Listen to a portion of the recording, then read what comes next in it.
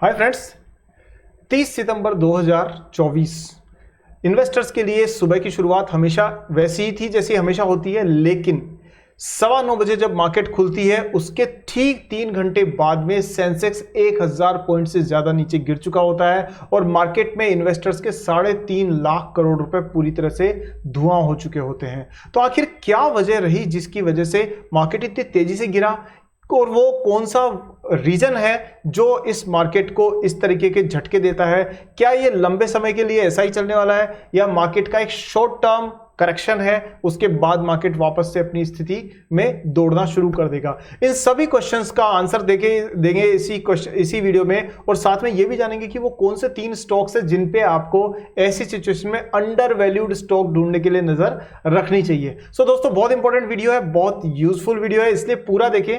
और लास्ट में हमने आपके लिए एक नॉलेज सेक्शन रखा है जिसमें आप अपने सीवी में थोड़ा सा चेंज करके किस तरह से अपने जॉब के लिए अच्छा अपॉर्चुनिटीज को ढूंढ सकते हैं। सो चलिए शुरू करते हैं वेरी इंपॉर्टेंट वीडियो एट सागरनॉमिक्स।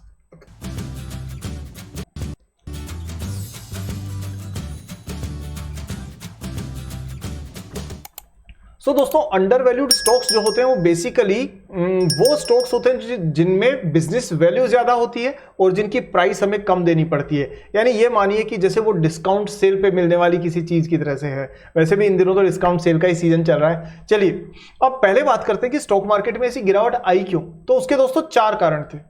पहला रीजन जो था वो था चाइना का स्टिमुलस पैकेज, यानी चाइना ने अपनी मरती हुई गिरती हुई इकोनॉमी को, जिसमें रियल एस्टेट सेक्टर तो पूरी तरह से ही तबाह हो चुका है, उसको वापस से ऑक्सीजन देने के लिए उसको एक स्टिमुलस पैकेज दिया वहां की गवर्नमेंट ने, और उसी वजह से वहां की इकोनॉमी में उछाल आया। लेकिन ध्यान रखिए, ये वेंटिलेटर वाली एक्सरसाइज है।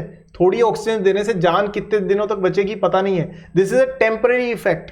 सेकेंड चीज, क्योंकि ऐसा हुआ तो जो FIIs है उन्होंने 9,961 करोड़ रुपीस की सेलिंग करी इंडियन मार्केट में। पॉसिबली शायद उन्होंने चाइना में ही जाके खरीदारी की होगी।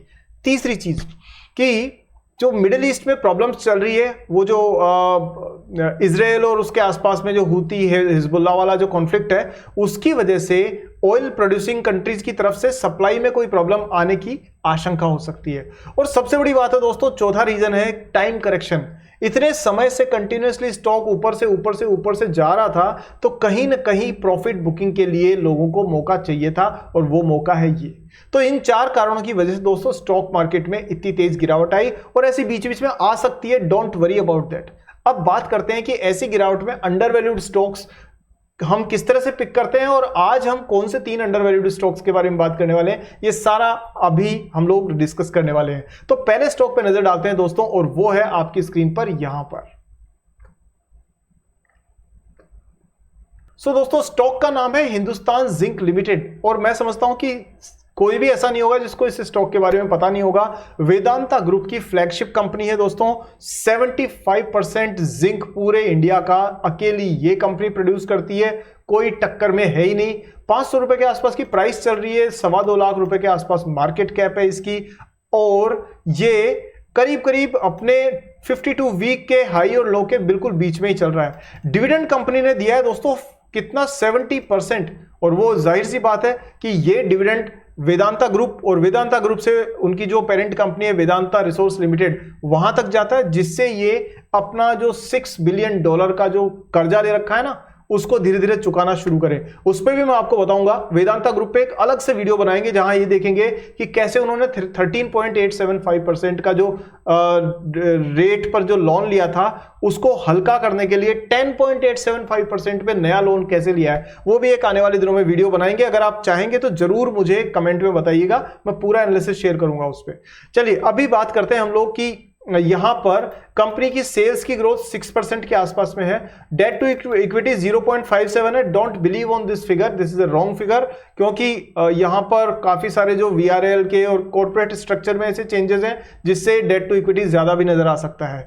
अब प्रमोटर के पास में 64.9% का स्टेक है। अगेन इस फिगर से भी मिसगाइड मत होइएगा, क्योंकि ये सारे के सारे शेयर क्या हैं, गिरवी रखे हुए हैं। 99% of these shares are placed. किसको प्लेस किया हुआ है? जो JP Morgan चेज कंपनी है उसके पास में, यानी वो जो बैंक है उसके पास में इनके ये प्लेस शेयर रखे हुए हैं आज की तारीख में। 125 ग्राहम नंबर है, उसके आसपास में ठीक उसके हिसाब से ठीक ठाक प्राइस पर ट्रेंड कर रही है कंपनी।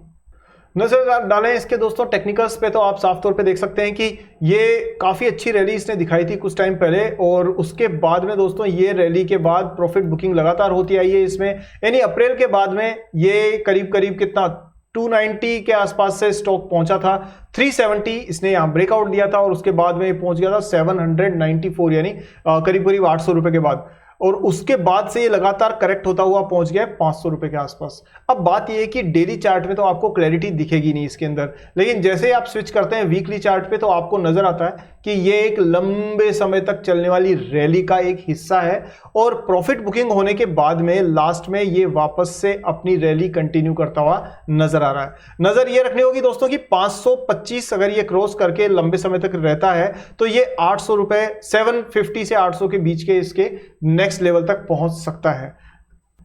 और यहां जो चीज आप जानते हैं वो है ये कि ये 75% मार्केट शेयर जिंक का इसी कंपनी के पास में है, क्योंकि जिंक इलेक्ट्रॉनिक गुड्स में यूज होता है तो ये मार्केट शेयर काफी इंपॉर्टेंट है। लेकिन जो आप चीज शायद नहीं जानते होंगे वो है ये कि ये दुनिया का तीसरा सबसे बड़ा सिल्वर प्रोड्यूसर है, यानी चांदी का उत्पादक है, और इंडिया का तो ओनली सिल्वर प्रोड्यूसर है, यानी इंडिया में जितनी भी चांदी जितनी भी सिल्वर आप देखते हैं कहीं ना कहीं हिंदुस्तान जिंक लिमिटेड से ही निकल के आई हुई है। क्योंकि चांदी में बहुत तेजी से ग्रोथ हो रही है, 90,000 से ऊपर जा चुकी है वो, तो कहीं ना कहीं, और हर ईवीज में इलेक्ट्रॉनिक्स में सब में यूज होती है, तो उस वजह से ये अंडर वैल्यूड स्टॉक आने वाले कुछ वर्षों में मल्टी बैगर रिटर्न्स देने की संभावना रखता है। यहां मैं आपको दोस्तों एक स्पष्ट कर देना चाहता हूं कि ये कोई स्टॉक रिकमेंडेशन नहीं है, ये सिर्फ एक एजुकेशनल वीडियो है। आप अपने विवेक का इस्तेमाल करके अपने इन्वेस्टर एडवाइजर से बात करके ही अपना डिसीजन लिया कीजिए। चलिए आगे बढ़ते हैं और देखते हैं दूसरा स्टॉक कौन सा है हमारे रडार पर। कंपनी का नाम है दोस्तों MOIL, मोइल लिमिटेड, और ये भी मेटल से या मैं कहूंगा मिनरल से रिलेटेड ही कंपनी है। क्योंकि क्या करती है कंपनी दोस्तों, ये माइनिंग ऑफ मैंगनीज ओर में है। अब मैंगनीज ओर बेसिकली क्या होता है, ये जमीन से निकलने वाला एक तरीके का मटेरियल है जिसको कि यूज किया जाता है बैटरीज में, और जिसको कि यूज किया जाता है स्टील के, सीमेंट के, इनके प्रोडक्शन में। तो कहीं ना कहीं मैंगनीज एक बहुत इंपॉर्टेंट कंपोनेंट है अगर आप ऑटो सेक्टर और इंफ्रास्ट्रक्चर को ध्यान में रखते हैं तो। और मोइल लिमिटेड की खास बात यह है दोस्तों कि 8,000 करोड़ रुपए की एक कंपनी एक सिंगल मोनोपोली लेके चल रही है, क्योंकि ये है इंडिया की largest producer of manganese with market share of 53% in India. ठीक है, सो ये मोनोपोली लेके चल रही है। 22 के प्राइस टू अर्निंग रेशियो पे ये डील कर रही है, ये चल रही है। 23 इंडस्ट्री का पी है, हालांकि इंडस्ट्री में कौन है, यही तो है, इसके अलावा तो सब छोटे मोटे हैं। 400 रुपए के आसपास की प्राइस चल रही है दोस्तों इसकी। और अगर आप ध्यान दें तो कंपनी डिविडेंड अच्छा खासा देती है 1.5%, और डिविडेंड का पे आउट 42%। हालांकि डिविडेंड इतना इंपॉर्टेंट अब रहा नहीं, क्योंकि डिविडेंड पर भी टैक्स लगना शुरू हो चुका है। हालांकि ROC जो है वो इंप्रेसिव है, 10 से ज्यादा है, और रिटर्न ऑन इक्विटी भी 10 से ज्यादा है। तो ओवरऑल दोस्तों इसको 7 पित्रोस की स्कोर के साथ में एक अच्छा खासा फाइनेंशियल स्ट्रेंथ वाला स्टॉक माना जा सकता है। और क्योंकि इसका जो प्रॉफिट मार्जिन है वो आप देखोगे तो रियली आप चकरा जाओगे, सचमुच में गजब है कि कहीं कभी 29% कमाने वाली अब 43% का प्रॉफिट मार्जिन आपको दे रही है। That simply is magnificent.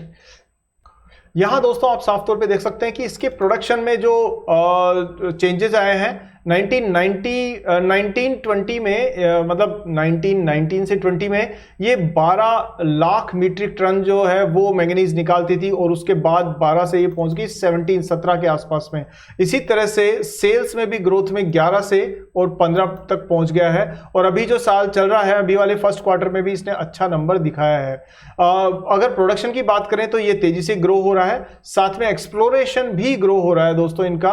और अगर आप टर्नओवर देखें तो टर्नओवर चेंज हुआ है इनका, करीब करीब 8% एनुअल से ये ग्रो किया है। तो अभी यहां मैं आपको एक छोटी सी चीज बता दूं कि ये वो स्टॉक्स है दोस्तों जो रातों रात डबल होने वाले नहीं है। इनमें आपको करीब 4-5 साल तक का आउटलुक रखना चाहिए। हाँ, छोटा इन्वेस्टमेंट 1-2% से शुरुआत करनी चाहिए, कभी भी बहुत सारा इन्वेस्टमेंट बड़ा ऐसे स्टॉक्स में नहीं करना चाहिए, अदरवाइज वो थोड़ा रिस्की हो सकता है। टेक्निकल्स में नजर डालें दोस्तों, मॉइल लिमिटेड का टेक्निकल चार्ट बिल्कुल ऐसा लग रहा है जैसे वेदांता की ही कार्बन कॉपी हो, लेकिन यहां एक अच्छी बात यह है कि साफ तौर पर आपको एक ट्रेंड लाइन नजर आ सकती है और आप साफ तौर पे देख सकते हैं कि ये ट्रेंड लाइन है जो बिल्कुल क्लियरली बता रही है कि ये कितनी बार टेस्ट हो चुकी है आज तक, और इस वजह से ये साफ तौर पे अपने सपोर्ट के पास में ट्रेंड कर रहा है 370 के आसपास में। नेक्स्ट जो इसका रेजिस्टेंस आएगा दोस्तों वो आएगा करीब करीब 700 के आसपास, तो ये आपको जरूर ध्यान रखना चाहिए और मैं आपको उसका थोड़ा सा दर्शन भी करवा देता हूं। तो देखिए यहां पर 700 के आसपास में इसका जो नेक्स्ट अगर ट्रेंड लाइन ड्रॉ करते हैं, सो ये देख सकते हैं दोस्तों कि ये करीब करीब 700 के आसपास के लेवल इसको आसानी से मतलब ज्यादा समय में नहीं, मीडियम टर्म में ही मिल जाने चाहिए, और उसके बाद लॉन्ग टर्म के हिसाब से दोस्तों ये एक अच्छी खासी अंडर वैल्यूड स्टोरी साबित हो सकती है। चलिए तीसरे स्टॉक पे चल के देखते हैं। तो ये जो दोस्तों तीसरी कंपनी है वो है आपकी स्क्रीन पर जुपिटर वैगन्स लिमिटेड। अब जरा जुपिटर वैगन्स के बिजनेस के बारे में जाने तो दोस्तों एक छोटी सी बात ये है कि ये ना एक ऐसे बिजनेस में है जो रेलवे से जुड़ा हुआ है, यानी रेलवेज के लिए जो बड़े जो डब्बे जो लगाए जाते हैं उसमें जिसमें माल भर करके एक से दूसरी जगह तक लेके जाते हैं, जो मालगाड़ी में काम आते हैं, वो बनाने का काम करती है जुपिटर वैगन्स। तो अब क्या है, क्योंकि इंडिया में जैसे जैसे इकोनॉमी ग्रो होगी वैसे वैसे दोस्तों यहां पर स्टॉक मार्केट भी ग्रो होगा, साथ में लॉजिस्टिक में मूवमेंट में ज्यादा इजाफा देखने को मिलेगा, क्योंकि माल एक जगह बनेगा दूसरी जगह जाएगा, तो उसके लिए रेलवे सबसे सस्ता विकल्प मौजूद होता है। और रेलवे में खासतौर पे मालगाड़ी यानी कि जो गुड्स ट्रेन है वो इसकी कस्टमर है एक तरीके से मान के चलिए। तो जैसे जैसे उधर ग्रोथ बढ़ेगी वैसे वैसे लॉजिस्टिक मोमेंट के अंदर जुपिटर वैगन्स का बिजनेस भी साथ में बढ़ेगा। इस तरह से दोस्तों फंडामेंटली बहुत सारी चीजें आपस में कनेक्टेड रहती है। और अगर आप मैं आपके 2 मिनट लूंगा, लेकिन आपको ये थोड़ा बताना चाहता हूं कि अगर आप सचमुच में चाहते हैं कि अब लगातार आपको स्टॉक मार्केट के अपडेट्स मिले प्लस इंसाइट्स मिले, वो गहरी जानकारियां जो मार्केट के अंदर आसानी से अवेलेबल नहीं होती है और 10-12 मिनट के यूट्यूब वीडियो में तो कवर की भी नहीं जा सकती है, वो सारी चीजें जानने के लिए दोस्तों आपको मेंबरशिप हमारी जरूर ट्राई करनी चाहिए, क्योंकि उसमें आपको बहुत डिटेल के अंदर काफी स्टॉक ऑफ द मंथ भी मिलेगा और काफी सारी ऐसी जानकारियां मिलेगी जो सिर्फ रिसर्चर के नजर में ही आ सकती है, आम इन्वेस्टर्स की नजर में नहीं आती है। सो जरूर उसको ट्राई करके देखिएगा अगर आप लॉन्ग टर्म सीरियस इन्वेस्टर हैं तो। चलिए वापस टॉपिक पर आते हैं उसका, और ये मेंबरशिप का डिस्क्रिप्शन का लिंक जो है वो आपको मिल जाएगा पिन कमेंट में और डिस्क्रिप्शन में, दोनों में आपको इसका लिंक मिल जाएगा। और ट्यूसडे 8 PM पर हम लाइव होते हैं आपके क्वेश्चन आंसर्स को लेकर लेने के लिए, तो वो भी आप नजर रखिएगा, सूचना मिल जाएगी आपको कम्युनिटी मैसेजेस में। चलिए वापस चलते हैं और थर्ड स्टॉक जुपिटर वैगन की बात करते हैं। तो यहां पर आप देख सकते हैं दोस्तों कि 21,000 करोड़ रुपए की मार्केट कैप वाली कंपनी है, 61 का प्राइस टू अर्निंग रेशियो है, इंडस्ट्री 46 पे है, लेकिन ये थोड़ा सा एक्सपेंसिव है हल्का सा, लेकिन ये करीब 500 रुपए की प्राइस के हिसाब से ट्रेड कर रही है। और क्योंकि अपने सेक्टर में ये अलग ही टाइप की कंपनी है और बहुत कम कंपटीशन है, इसलिए इसको फायदा इसका मिलेगा। पैग रेशियो के हिसाब से साफ तौर पे अंडर वैल्यूड है दोस्तों, पित्रोस की स्कोर के हिसाब से भी अच्छे नंबर हैं इसके, और डेट टू इक्विटी 0.21 है, प्रमोटर होल्डिंग 68% है, कोई प्लेजिंग नहीं है, यानी फाइनेंशियल्स इसके अच्छे खासे हैं। और आप देख सकते हैं इसमें ये अपनी इंडस्ट्री में 3rd नंबर पे है और इंडस्ट्री में 1st नंबर पे थर्मैक्स है, बट क्योंकि तीतागढ़ रेल वगैरह ये सब इसके बाद में है, लेकिन क्योंकि इंडस्ट्री अलग है इसकी इसलिए आप सीधा कंपेयर नहीं कर सकते। अगर बात करें तो ज्यादा बड़ी कंपनी है नहीं, 56 करोड़ रुपए की इसकी सेल्स हुआ करती थी आज से 3 साल पहले, और आज इसकी सेल्स हो गई है कितनी, ये हो गई है दोस्तों 1100 करोड़ से ऊपर। आप सोचिए ग्रोथ जिसको आप कहते हैं, साथ में जो 1 करोड़ रुपए का बिजनेस प्रॉफिट होता था वो पहुंच गया 148 करोड़ का। अब आप समझ रहे हैं किस तरह से अंडर वैल्यूड कंपनीज ढूंढी जाती है। 2% का प्रॉफिट मार्जिन था, अब वो पहुंच गया 13% और अब तो 14% के आसपास आ चुका है, और जो ईपीएस नेगेटिव था वो ₹2.16 पहुंच चुका है। सो दोस्तों ओवरऑल आप देख सकते हैं कंपनी के बिजनेस में किस तरह से रिवाइवल दिख रहा है। सेल्स में ग्रोथ 39%, प्रॉफिट में 29% at the 10 years period, but 3 साल में देखें तो सेल्स में सिर्फ 54% ग्रोथ है, वो भी अच्छी है, लेकिन प्रॉफिट में उससे ज्यादा 84% ग्रोथ है, वो मच बेटर है। और ऑब्वियसली स्टॉक प्राइस तो ज्यादा तेज बढ़ना ही था तो वो बढ़ चुका है, लेकिन अभी थोड़ा करेक्शन आया है इसमें। तो ये है दोस्तों शेयर होल्डिंग पैटर्न। 70% के आसपास में शेयर होल्डिंग जो है वो प्रमोटर के पास है, फुल कंट्रोल है। DIIs ने अपनी प्रमोटिंग, FIIs ने अपनी प्रमोटिंग अपनी होल्डिंग इसमें 0% से 5% कर दी है, 5%। और वहीं पर DIIs ने भी अपनी जो अलोकेशन है वो 0.9% से 2% तक कर ली है। हालांकि DIIs ने अच्छे मजे भी लिए हैं इसके, 18% थी फिर बेच के 2% पे आ गए थे। लेकिन अभी हम उस डिटेल में जाएंगे कि किसने बेचा, क्यों बेचा, कब बेचा, वो सारी चीजें वीडियो को लंबा कर देगी। इसलिए हम ये जाने कि DIIs FIIs दोनों ही इसमें इंटरेस्टेड हैं। जरा टेक्निकल्स पे एक बार नजर डालते हैं।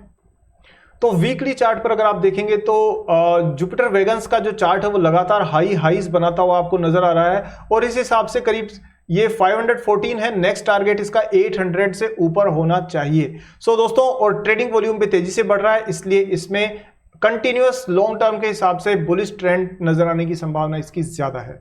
सो दोस्तों, उम्मीद करता हूं कि आपको ये छोटा वीडियो आपको पसंद आया होगा। मैंने कम टाइम में ज्यादा इंफॉर्मेशन देने की कोशिश करी है, हालांकि कितना सफल हुआ हूं ये तो आप ही बताएंगे।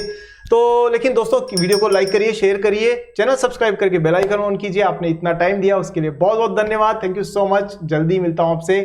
जय हिंद।